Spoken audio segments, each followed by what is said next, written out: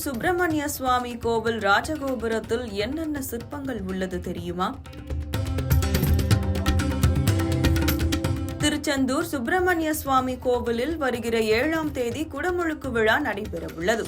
இதற்காக கடந்த 2 ஆண்டுகளுக்கு மேல் 300 கோடி ரூபாய் மதிப்பீட்டில் பெருந்திட்ட வளாக பணிகள் நடந்து வருகிறது.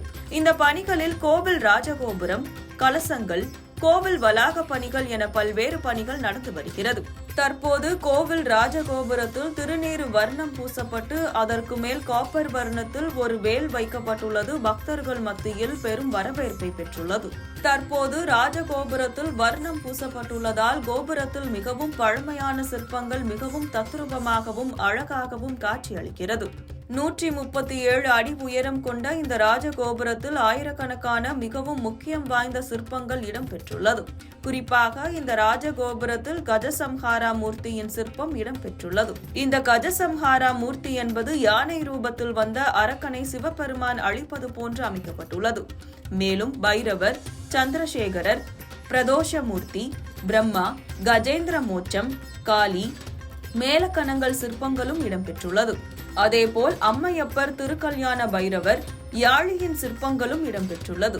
மேலும் ஏகபாத மூர்த்தியின் சிற்பம் இடம்பெற்றுள்ளது. அதிக அளவில் கோபுரங்களில் லிங்கோத்பவரின் சிற்பங்கள் தான் இடம்பெற்றிருக்கும். ஆனால் அதற்கு பதிலாக இங்கு ஏகபாத மூர்த்தியின் சிற்பம் இடம்பெற்றிருப்பது சிறப்பு வாய்ந்ததாக பார்க்கப்படுகிறது.